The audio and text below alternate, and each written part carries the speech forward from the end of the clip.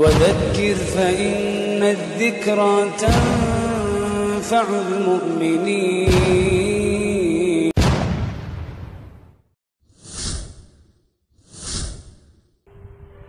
السلام علیکم ورحمۃ اللہ وبرکاتہ. الحمدللہ رب العالمین والصلاة والسلام علی رسولہ الکریم اما بعد. فاعوذ باللہ من الشیطان الرجیم. بسم اللہ الرحمن الرحیم. رب اشرح لی صدری ویسر لی امری واحلل عقدۃ من لسانی یفقہوا قولی. قابل احترام میرے پیارے معزز سامعین اکرام، ہمارا سلسلہ صحابہ کے متعلق چل رہا ہے. تو آج کی اس ویڈیو میں ہم بات کریں گے اس صحابی کے متعلق جن کی تعریف صحابہ اکرام میں بہت زیادہ پائی جاتی ہے. رسول اللہ صلی اللہ علیہ وسلم کے صحیح احادیث ہم کو روایتاً پہنچتے ہیں جن میں اللہ کے رسول صلی اللہ علیہ وسلم نے اس صحابی کے بہت زیادہ تعریف کی تھی، اور اس صحابی اور رسول اللہ صلی اللہ علیہ وسلم کے درمیان تعلقات بہت ہی رشتہ داری کے حساب سے، ایمان کے حساب سے بہت ہی زیادہ گہرے تعلقات تھے. تو ہم جس صحابی کے متعلق بات کرنے والے ہیں اس صحابی کی تعریف میں کئی احادیث ہیں جن کو میں ایک کے بعد ایک بتاتا چلوں. جیسا کہ رسول اللہ صلی اللہ علیہ وسلم کی صحیح حدیث ہے جس میں اللہ کے رسول صلی اللہ علیہ وسلم نے کہا کہ یہ ایسے صحابی ہیں جن کو اللہ اور اس کے رسول دونوں محبت کرتے ہیں، اور یہ ایسے صحابی ہیں جن کو خود یہ بھی اللہ اور اس کے رسول سے محبت کرتے ہیں. یعنی خاص طور پر اللہ کے رسول نے صحابی کو اللہ اور اس کے رسول کی محبت کا خاص پیغام دیا، اور یہ خود اللہ اور اس کے رسول سے زیادہ محبت کرتے تھے. صحابہ اکرام تمام کے تمام اللہ کے احکامات سے راضی تھے، مگر یہ صحابی خاص طور پر رسول اللہ صلی اللہ علیہ وسلم کے اس حدیث کے حساب سے ان کا الگ ہی کردار نظر آتا ہے اللہ اور اس کے رسول کی محبت میں. اتنا ہی نہیں، رسول اللہ صلی اللہ علیہ وسلم کی زبان سے یہ دنیا میں ہی خوشخبری پا چکے جنت کی، تو عشر مبشرہ میں ان کا شمار ہوتا ہے، اور عشر مبشرہ میں 4واں نمبر ان کا خاص طور پر آتا ہے. اور اس صحابی کے متعلق رسول اللہ صلی اللہ علیہ وسلم کی زبان سے 1 2 نہیں بلکہ 3 لقبیں ان کو ملے ہیں. اللہ کے رسول صلی اللہ علیہ وسلم ان کو پہلا لقب دیا ابو تراب، اور دوسرا لقب اللہ کے رسول نے ان کو دیا حیدر، تیسرا لقب اللہ کے رسول نے اسد اللہ کہا تھا. تو اتنے بہادر شخصیت اور بہادر صحابی ہیں جسے اللہ کے رسول صلی اللہ علیہ وسلم نے کہا کہ یہ اسد اللہ ہیں، اللہ کا شیر ہے.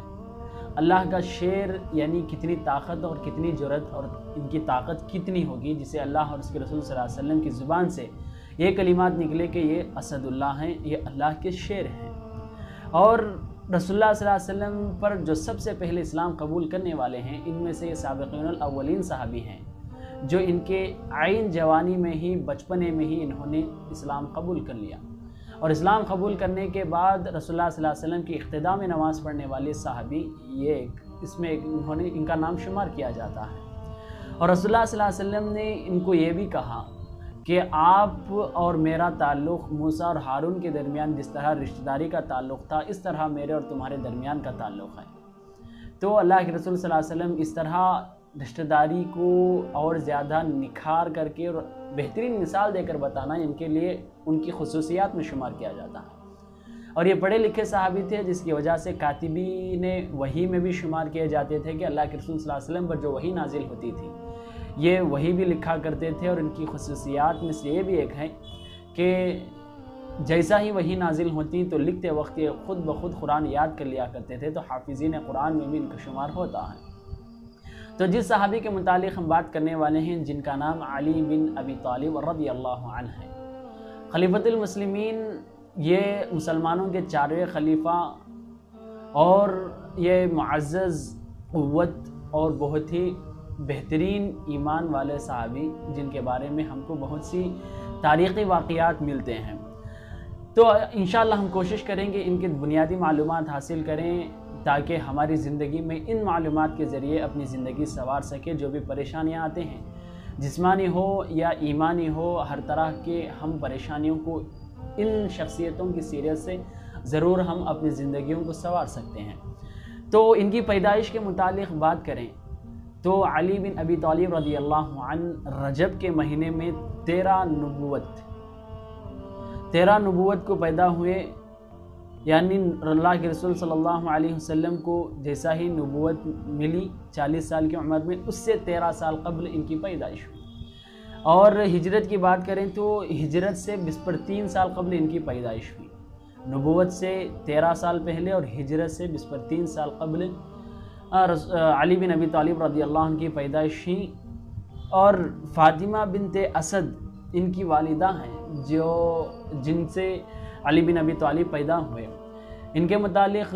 روایات اور سیرت میں ملتا ہے کہ فاطمہ بنت اسد یہ اللہ کے رسول صلی اللہ علیہ وسلم کی والدہ بھی ہیں،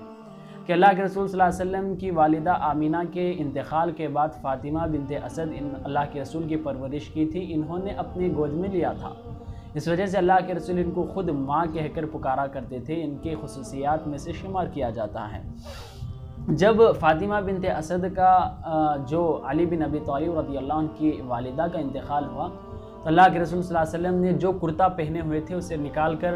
ان کی والدہ کے لیے عطا کر دیا، تاکہ ان کی والدہ کو کفن کے طور پر دیا جائے اور اللہ کی رحمتیں ان پر برستی رہیں۔ یہ ایسے گھرانے میں پیدا ہوئے جو معزز گھرانہ تھا، اور ان کا بچپنا بھی بہت ہی بہترین پرورش کے ساتھ ہوا۔ تو یہی بات کرتے چلیں تو ان کے اسلام سے قبل کی تاریخ بہت کم ملتی ہے۔ وجہ یہی ہے کہ یہ بچپن میں ہی اسلام قبول کر لیے تھے، تو ان کے اسلام سے قبل کی تاریخ ہم کو کہیں بھی نہیں ملتی، کہیں ایک واقعہ بھی نہیں ملتا، بس ان کی پیدائش کے متعلق ہے، اور یہ رسول اللہ صلی اللہ علیہ وسلم کے رشتہ دار ہیں۔ جیسا ہی اللہ کے رسول صلی اللہ علیہ وسلم اسلام قبول کر لیے، اللہ کے رسول صلی اللہ علیہ وسلم کو نبوت دی گئی، نعوذ باللہ، رسول اللہ صلی اللہ علیہ وسلم کو 40 سال کی عمر میں نبوت دی گئی، تو اس کے بعد علی بن ابی طالب رضی اللہ عنہ کو جیسا ہی اللہ کے رسول نے اسلام کی تبلیغ، اسلام کی دعوت دی، تو بچپن کی عمر میں ہی انہوں نے اسلام قبول کر لیا۔ تو بچپنے میں اسلام قبول کر لینا اور رسول اللہ صلی اللہ علیہ وسلم کے خاص طور پر ان کی پرورش میں زندگی گزارنا، یہ علی بن ابی طالب رضی اللہ عنہ کے لیے بہت ہی الگ ایک سیرت نظر آتی ہے، انوکھی پرورش، انوکھا بچپنا انہوں نے پایا تھا۔ رسول اللہ صلی اللہ علیہ وسلم جو کہ رحمت للعالمین ہے، سارے جہاں کے لیے رحمت ہیں، اس رحمت کے سائے میں، اس رحمت کے ماتحت علی بن ابی طالب رضی اللہ عنہ کی پرورش ہوئی۔ علی بن ابی طالب رضی اللہ عنہ کے جو بنیادی اخلاق ہیں، بنیادی صفتیں ہیں، وہ بہت ہی چالاک تھے اور بہادر بھی تھے۔ تو یہ بہت ہی ڈٹ کر انہوں نے ہر چیز کا مقابلہ اور فیصلہ کرتے تھے۔ چالاکی کا دلیل، اور ان کے لیے ہمارے پاس دلیل یہ ہے کہ وہ خلیفہ بھی بنے اور ان کے فیصلے بہترین فیصلے ثابت ہوئے۔ اسلام کی بات کریں تو اللہ کے رسول صلی اللہ علیہ وسلم جیسا ہی ان کو دعوت دی، اسلام قبول کر لیا، تو اسلام قبول کرنے کے بعد رسول اللہ صلی اللہ علیہ وسلم نے اپنی بیٹی فاطمہ بنت محمد صلی اللہ علیہ وسلم کو انہوں نے علی رضی اللہ عنہ کے ساتھ نکاح کروا دیا۔ اور فاطمہ رضی اللہ عنہ کے نکاح کے بعد ایک عجیب سا واقعہ یہ پیش آتا ہے کہ انہوں نے گھر سے جدا ہو کر، یعنی گھر سے نکل کر مسجد کے پاس سو رہے تھے، مسجد کے ایک دیواری کے قریب سو رہے تھے، اور رسول اللہ صلی اللہ علیہ وسلم کا ادھر سے گزر ہوا تو اللہ کے رسول صلی اللہ علیہ وسلم نے علی کو دیکھا اور کہا کہ ان کے بدن پر مٹی لگی ہوئی ہیں، تو کہا کہ قم یا ابا تراب، قم یا ابا تراب، تو اے مٹی والے، اے مٹی کے باپ، اٹھو اٹھو۔ تو اس وقت سے علی رضی اللہ عنہ کا لقب ابو تراب لگ گیا۔ اس کے بعد حیدر ایک لقب ہے علی رضی اللہ عنہ کا، اور اس لقب کو پکارنے کی وجہ یہ تھی کہ بہت ہی بہادر شخصیت تھی، اور اسد اللہ بھی ان کو یہی وجہ سے پکارا جاتا ہے کہ یہ بہت ہی بہادر شخصیت ہے، کہ جنگوں میں ان کی تلوار کے بارے میں بتایا جاتا ہے کہ ان کا ایک مٹھ تھا اور اسے 2 تلواریں لگی ہوئی تھیں، اس طرح ان کی سیرت میں بتایا جاتا ہے۔ اور علی رضی اللہ عنہ جنگوں میں اور دشمنوں کے ساتھ مقابلہ کرنے اور ڈٹ کر رہنے کی مثالیں بہت زیادہ ملتی ہیں، جن کو الگ ہم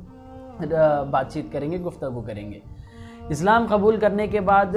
علی رضی اللہ عنہ کے بہت سے ایسے واقعات ہیں جو ہمارے لیے، ہمارے ایمان اور ہماری زندگی کو سنوارنے کے لیے قابل حجت بن سکتے ہیں۔ اس میں سے ایک یہ بھی ہے کہ علی رضی اللہ عنہ کو جیسا ہی اللہ کے رسول نے ہجرت کر کے مدینہ پہنچے تو اس وقت اللہ کے رسول صلی اللہ علیہ وسلم یمن کو علی رضی اللہ عنہ کو قاضی بنا کر بھیجا۔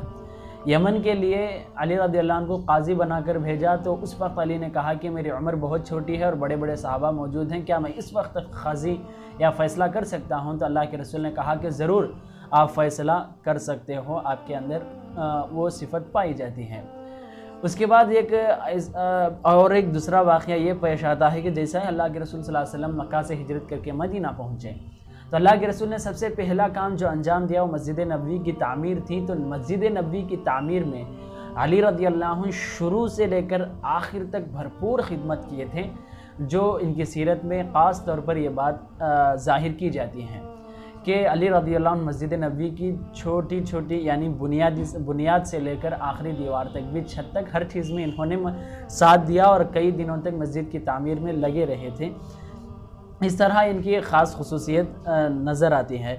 رسول اللہ صلی اللہ علیہ وسلم جب علی رضی اللہ عنہ کو قاضی بنا کر یمن کو بھیج رہے تھے اس وقت اللہ کے رسول نے علی کے لیے دعا دی تھی، اللہم اہدی قلبہ اللہم اہدی قلبہ، اللہ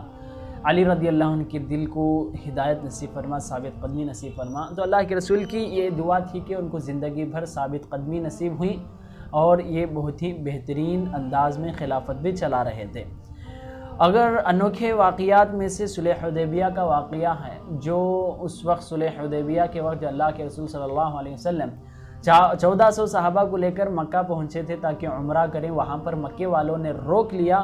تو اس وقت رسول اللہ صلی اللہ علیہ وسلم اور ان کے درمیان صلح ہوئی جسے صلح حدیبیہ کہا جاتا ہے. اس وقت صلح ایک خاص کاغذ میں لکھی گئی تو لکھنے والے علی بن ابی طالب رضی اللہ عنہ ہیں. رسول اللہ صلی اللہ علیہ وسلم کی پیشین گوئیوں میں سے ایک پیشین گوئی علی رضی اللہ عنہ کے متعلق بھی ہے کہ علی رضی اللہ عنہ کی خصوصیات اور ان کی رسول اللہ صلی اللہ علیہ وسلم کی طرف سے تعریف یہ تھی کہ خیبر کا واقعہ تھا، خیبر کا وقت تھا، جنگ خیبر کے لیے نکلنے تب تمام لوگ تیار ہو رہے تھے. اس وقت اللہ کے رسول صلی اللہ علیہ وسلم نے پہلے دن خیبر سے پہلے کے دن کہا کہ کل میں اس شخصیت کے ہاتھ میں جھنڈا دینے والا ہوں جو اللہ اور اس کے رسول دونوں سے محبت کرتے ہیں اور وہ بھی اللہ اور اس کے رسول سے محبت کرتا ہے. تو سارے صحابہ اس تعریف والے شخصیت کا انتظار کر رہے تھے کہ ہر کوئی اپنے طور پر امید رکھتا تھا کہ میں اس جھنڈے کو پاؤں گا. تو جیسا ہی صبح ہوئی جنگ خیبر کا وقت تھا تو اللہ کے رسول صلی اللہ علیہ وسلم جھنڈا علی کے ہاتھ میں دیے. تو یہ وہ صحابی تھے جو اللہ اور اس کے رسول سے محبت کرتے ہیں اور یہ اللہ اور اس کے رسول سے محبت کرتے ہیں. اور انہی اسلام قبول کرنے کے بعد ان کے انوکھے واقعات میں سے یہ بہت سے ایسے واقعات ہیں جو ان کی خلافت میں بھی پیش آتے ہیں تو جن کو ہم الگ سے گفتگو کرنے کی ضرورت ہے، جو بہت ہی طویل ان کی خلافت کے متعلق بات چیتیں ہیں. تو علی رضی اللہ عنہ جنگ بدر کے بارے میں ان کی بات کریں تو جنگ بدر کے وقت رسول اللہ صلی اللہ علیہ وسلم کے ساتھ علی بھی موجود تھے اور وہاں پر قریش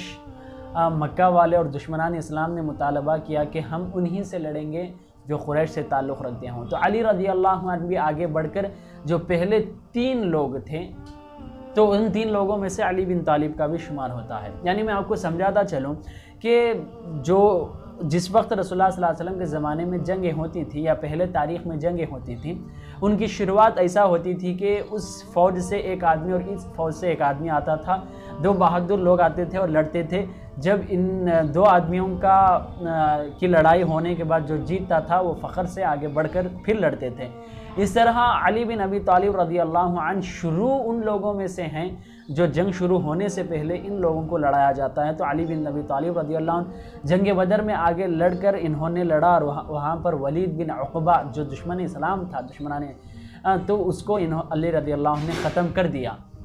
اور اتنا ہی نہیں، جنگ احد کی بات کریں تو جنگ احد میں علی رضی اللہ عنہ کی بھی ایک خاص واقعہ یہ پیش آتا ہے کہ جنگ احد میں اللہ کے رسول نے مصعب بن عمیر رضی اللہ عنہ کو جھنڈا جو اعلام ہوتا ہے، جنگ کا جو جھنڈا ہوتا ہے، اپنی فوج کا جھنڈا، وہ مصعب بن عمیر رضی اللہ عنہ کو دیا گیا تھا. تو جیسا ہی مصعب بن عمیر رضی اللہ عنہ جنگ احد میں شہید ہو گئے، جب ان کو قتل کر دیا گیا تو اس جھنڈے کو اٹھا کر پھر جنگ احد میں مسلمانوں کو ہمت دلانے والے صحابی علی بن ابی طالب رضی اللہ عنہ ہیں. تو علی بن ابی طالب رضی اللہ عنہ جنگ احد میں بھی انہوں نے اپنی بہادری دکھائی اور جنگ بدر میں بھی انہوں نے اپنی بہادری دکھائی. اسی طرح جنگ خیبر میں بھی انہوں نے اپنی بہادری دکھانے کا ایک واقعہ جو اللہ کے رسول صلی اللہ علیہ وسلم کے زبان کے ذریعے ان کی تعریف ظاہر ہوئی کہ جنگ خیبر کے وقت اللہ کے رسول صلی اللہ علیہ وسلم نے تعریف کر کے جھنڈا علی رضی اللہ عنہ کے ہاتھ میں دیا تھا کہ یہ اللہ سے محبت کرنے والا صحابی ہے۔ تمام صحابہ میں خاص ان کو متعین کر کے کہنا یہ علی رضی اللہ عنہ کے خصوصیات اور علی رضی اللہ عنہ کے صفات میں شمار کیا جاتا ہے۔ اور جب جنگ تبوک کا واقعہ آیا تو علی رضی اللہ عنہ کو اللہ کے رسول صلی اللہ علیہ وسلم مدینہ کا گورنر بنا کر چلے تھے، تو اس وقت علی رضی اللہ عنہ بہت ہی زیادہ انہوں نے اپنے آپ میں غم کا اظہار کیا، اس وجہ سے کہ بہترین موقع کہ اللہ کے رسول بھی اس جنگ میں شامل ہیں، اس غزوے میں میں شریک نہ ہوں، تو اللہ کے رسول نے ان کے پاس انہوں نے شکایت کی کہ کیا مجھے عورتوں اور چھوٹے بچوں میں شمار کرتے ہو؟ تو اللہ کے رسول صلی اللہ علیہ وسلم نے کہا کہ یہاں پر آپ کی نگرانی جنگ میں رہنے کا ثواب آپ کو ضرور ملتا ہے۔ تو جنگ تبوک کے وقت اللہ کے رسول صلی اللہ علیہ وسلم مدینے میں علی کو گورنر بنا کر چلے تھے۔ تو علی رضی اللہ عنہ ہر جنگ میں انہوں نے اپنی بہادری بتائی، اور جو جنگ تبوک کا واقعہ تھا وہاں پر جنگ نہیں ہوئی تو وہاں پر بھی ان کو اتنا ہی مکمل ثواب ملا جو مجاہدین جا کر جنگ لڑ رہے تھے۔ اس کے بعد ان کے اخلاق کی بات کریں تو علی رضی اللہ عنہ کے بہترین اخلاق میں سے پہلی صفت اور ان کی پہلی اخلاق یہ ہے کہ بہت ہی زیادہ اللہ اور اس کے رسول سے محبت کرنے والے تھے۔ یعنی محبت کا مطلب اطاعت ہے کہ ان کے ہر حکم کو بجا لانا اور سر آنکھ تک سے تسلیم کرنا اور ان کی ہر بات پر عمل کرنا، یہ علی رضی اللہ عنہ کے اندر بہت ہی انوکھی صفت تھی۔ صحابہ اکرام میں عام سب اللہ اور اس کے رسول سے محبت کرتے ہیں، مگر علی رضی اللہ عنہ خاص طور پر اللہ اور اس کے رسول سے محبت کرتے تھے، جو ان کے اطاعت اور ان کے عمل کے ذریعے اللہ کے رسول نے اس طرح واضح کیا تھا۔ ان کے اخلاق میں سے ان کی عقل مندی اور چالاکی ہے کہ کئی ایسے فیصلے ہیں جو علی رضی اللہ عنہ بہت ہی جلد فیصلہ کیا کرتے تھے، اور یہ فیصلہ بہت ہی بہترین ہوتا تھا اور سامنے والے باقاعدہ اسے منظوری کے ساتھ لوٹتے تھے۔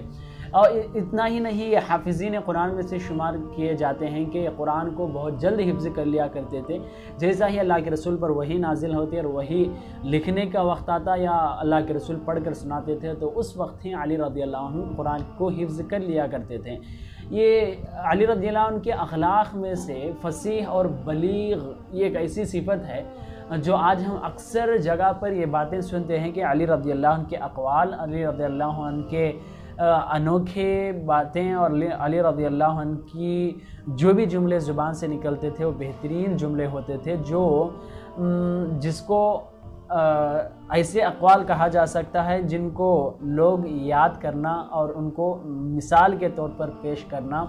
عربی لغت کے لیے بہت ہی انوکھے دکھتے ہیں۔ فصیح اور فصاحت اور بلاغت علی رضی اللہ عنہ کے اندر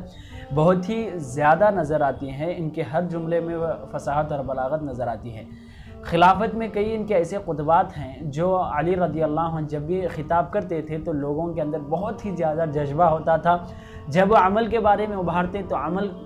کا جذبہ بڑھتا تھا، اور جو جنگ کے لیے ابھارتے تو جنگ کا جذبہ بہت ہی زیادہ بڑھتا تھا۔ اس طرح ان کے اخلاق کے اندر زیادہ سے زیادہ بہترین اخلاق ان کے اندر بہت زیادہ نظر آ رہے تھے۔ ان کی خاندان کی بات کریں تو علی بن ابو طالب جن کا نام عبد مناف بن عبد المطلب تھا، عبد مناف ان کے والد کا نام تھا، جسے ابو طالب سے بہت مشہور تھے، جو رسول اللہ صلی اللہ علیہ وسلم کی انہوں نے پرورش کی تھی ان کے والد اور ان کی والدہ کے انتقال کے بعد۔ اور ان کی والدہ کا نام فاطمہ بنت اسد ہے، جو رسول اللہ صلی اللہ علیہ وسلم کی دودھ پلانے والی ماؤں میں سے ان کا بھی نام شمار کیا جاتا ہے۔ ان کے 9 بیویاں ہیں، جس میں فاطمہ بنت محمد صلی اللہ علیہ وسلم اللہ کے رسول صلی اللہ علیہ وسلم کی بیٹی، خاص طور پر ان کا پہلا نکاح اور ان کی پہلی شادی تھی۔ تو فاطمہ رضی اللہ عنہ کے علاوہ ان کے 8 بیویاں تھے جو اسلام میں انہوں نے 4 اپنے نکاح میں رکھے ہوئے تھے۔ اگر ان کی اولاد کی بات کریں تو اولاد کی تعداد زیادہ ہے، مگر یہاں پر بتایا جاتا ہے کہ ان کی تعداد 17 ہے، ان کی اولاد کی تعداد 17 ہیں، جس میں 13 لڑکے تھے اور باقی کے 4 لڑکیاں تھے، اور 13 لڑکوں میں سے حسن حسین یہ بہت ہی مشہور صحابہ ہیں جو اللہ کے رسول صلی اللہ علیہ وسلم کے محبت سے انہوں نے بہت ہی زیادہ شہرت پائی۔ محسن، ابو بکر، عثمان، عمر، یہ تمام علی رضی اللہ عنہ کی اولاد کے نام ہیں۔ ایک بات ان کے ناموں کو دیکھنے کے بعد سمجھ میں یہ آتی ہے کہ علی رضی اللہ عنہ اپنے سے پہلے جو 3 خلیفہ ابو بکر، عمر، عثمان گزرے ہیں ان کو بہت زیادہ چاہتے تھے، تو وجہ یہی ہے کہ انہوں نے اپنے اولاد میں سے تینوں کا نام ابو بکر، عمر اور عثمان رکھا ہے۔ اس طرح ان کے اولاد اور ان کے خاندان کی بات ہوئی، اور یہ رسول اللہ صلی اللہ علیہ وسلم کو دور کے بھائی یعنی ایک دودھ شریک بھائی میں شمار کیے جاتے ہیں۔ اگر ان کے انتقال اور خاتمے اور وفات کے بارے میں بات کریں تو علی رضی اللہ عنہ کو شہید کیا گیا۔ علی رضی اللہ عنہ کی خلافت کا آخری وقت تھا، اور اس وقت فتنہ پرور لوگ زیادہ تھے، فتنہ فساد پھیلانے والے لوگ بہت زیادہ پھیل چکے تھے۔ تو اس وقت علی رضی اللہ عنہ کی خلافت کے خلاف، علی رضی اللہ عنہ کے خلاف کئی لوگ وہاں پر شروع ہو گئے تھے جو ان کی خلافت کو منظور نہیں کرتے تھے۔ تو یہ بہت الگ ہی واقعات ہیں جن کو میں تفصیل سے بات کرنا بہت مشکل ہے، تو مختصر انداز میں بتاتا چلوں کہ علی رضی اللہ عنہ کی خلافت کے وقت معاویہ رضی اللہ عنہ کی الگ خلافت تھی اور ان کی الگ خلافت تھی، تو وہاں پر جیسا ہی ایک دوسرے بادشاہ کے دشمن ہوتے ہیں تو علی رضی اللہ عنہ کے دشمن انہی کے بادشاہت میں رہا کرتے تھے، انہی کے ملک میں رہا کرتے تھے۔ علی رضی اللہ عنہ کو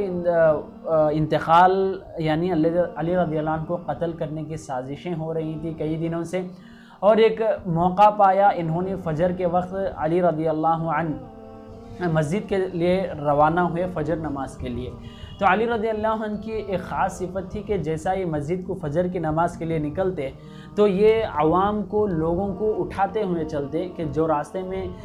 جتنے بھی گھر ہوتے تھے تمام گھروں کو آواز دیتے تھے، دستک دیتے تھے کہ نماز کا وقت ہو جا ہے، حی علی الصلاۃ، نماز کے لیے چلو، الصلاۃ خیر من النوم، کہ نماز نیند سے بہتر ہے۔ جیسا ہی یہ آواز سننے تو دشمن کو بہترین موقع تھا، انہوں نے آگے بڑھ کر علی رضی اللہ عنہ کو زہریلی چاقو سے، زہریلے ہتھیار سے انہوں نے حملہ کر دیا۔ تو 17 رمضان کو یہ واقعہ پیش آتا ہے، اور 40 ہجری یہ تاریخ ہوتی ہے جو 17 رمضان کے وقت علی رضی اللہ عنہ پر حملہ کیا گیا۔ اور بتایا جاتا ہے کہ یہ 3 لوگ تھے، جن میں سے عبد الرحمن بن ملجم ایک شخص تھا جو علی رضی اللہ عنہ کو قتل کرنے کے لیے آگے بڑھ کر اس نے حملہ کیا تھا۔ تو علی رضی اللہ عنہ کو 17 رمضان پر حملہ ہوا، اور 18 و 19 رمضان تک وہ بیمار تھے، ان کا علاج کیا جا رہا تھا، اس کے باوجود 20 رمضان کو علی رضی اللہ عنہ کا انتقال ہو چکا، یہ شہید ہو گئے۔ تو اس طرح یہ علی رضی اللہ عنہ کے ایسے چند بنیادی معلومات ہیں جو مسلمانوں کو ہمارے 4ویں خلیفہ ہونے کے ماتحت ان کو یاد رکھنا بے حد ضروری ہے۔ اور رسول اللہ صلی اللہ علیہ وسلم نے کہا کہ علی کی محبت میری محبت ہے، اس طرح علی رضی اللہ عنہ کو بہت ہی قریب اللہ کے رسول نے شمار کیا ہے۔ تو اللہ کے رسول کے محبوب صحابی کی تاریخ یاد رکھنے کی کوشش کریں، ان سے عبرت حاصل کریں، اور دوسروں تک یہ بات پہنچانے کے لیے بھرپور ساتھ دیں۔ اللہ سے دعا ہے کہ اللہ تعالیٰ ہم سب کو نیک ہدایت نصیب فرمائے، آمین۔ والسلام علیکم ورحمۃ اللہ وبرکاتہ۔